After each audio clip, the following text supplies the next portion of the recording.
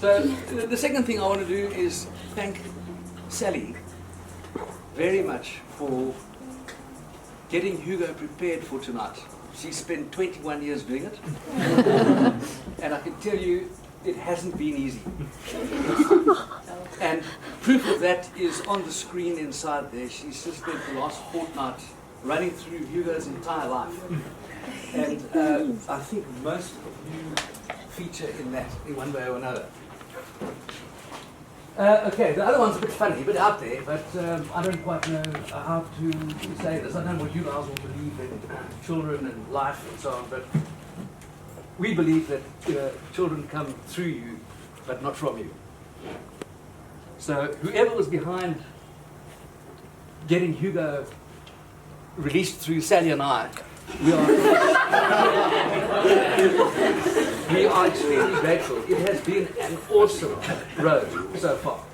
And the same applies to Sandy, who didn't give me the chance to talk at his 21st. Anyway, so about 21 years ago, Hugo was born in the Vincent Philosophy Hospital in Cape Town. And I don't know if any of you guys have ever listened to the disgraced comedian Bill Cosby. But he has a wonderful skit where his first child birth is described. And there's a whole build-up to getting to the portion, getting to the hospital, and eventually the child is born, and they started to clean it. And it wasn't getting any better. And eventually, he went over to his wife and he kissed her on the cheek and said, "My darling, I love you very much.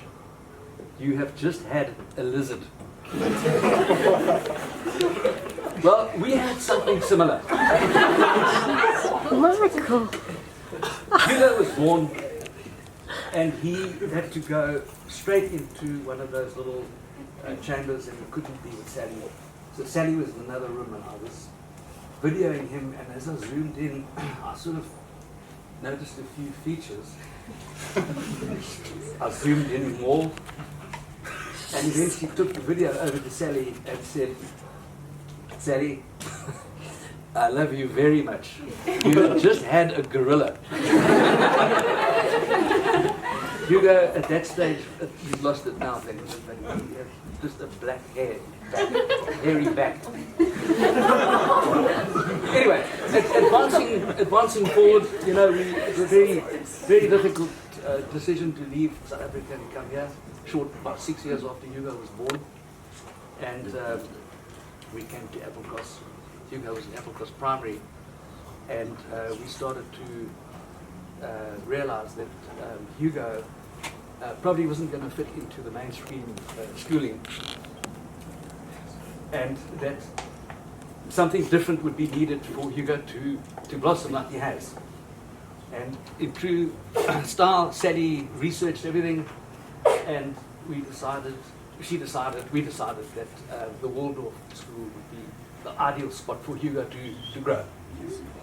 Now, for those of you, a lot of Waldorf people are here, sorry, so forgive me for taking some poetic license, but for those of you that don't know the Waldorf School, what typically happens there is the teachers sort of come to school barefoot, and they blow the didgeridoo in between classes, and there's a vegetable patch,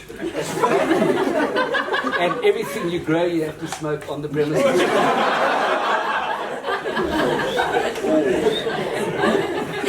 So back to Applecross. So it was going to be Waldorf, and now the first thing to do was a site visit.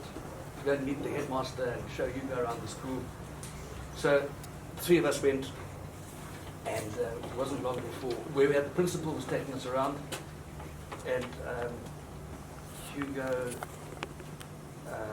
In fact, I forgot one point. Sorry, when we were deciding about Hugo in the primary school, we sent him along for some kind of testing. where would he fit in, how would he work out.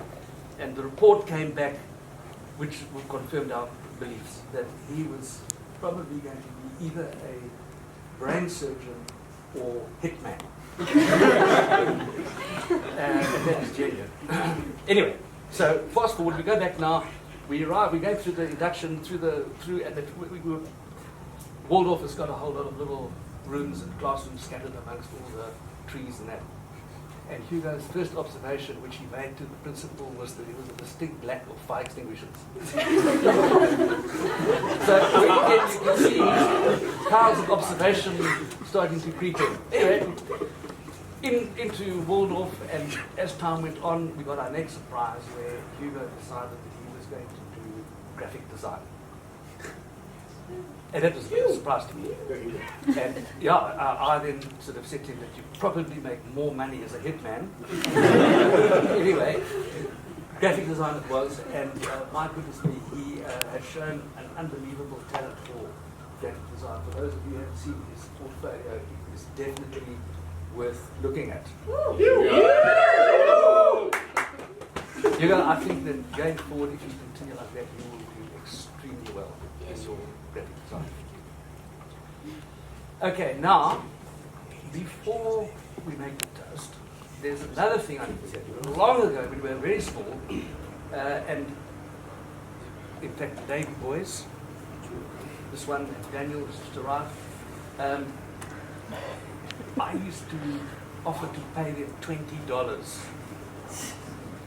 if I could cut their hair.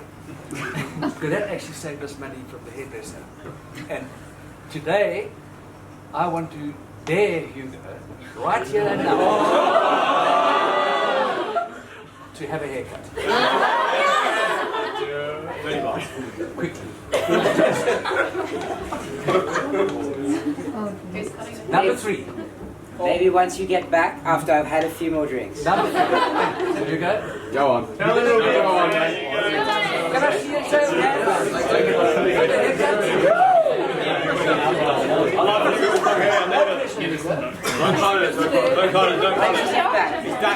Once you get back. From where? Your dinner. He's like, where are we going? We're not going anywhere. Michael, we're going out. All right. Fine. That's I'll take that one. Anyway, everybody please raise our glasses to what would have been the baldest man in Applecross. Love you, Hugo. Cheers.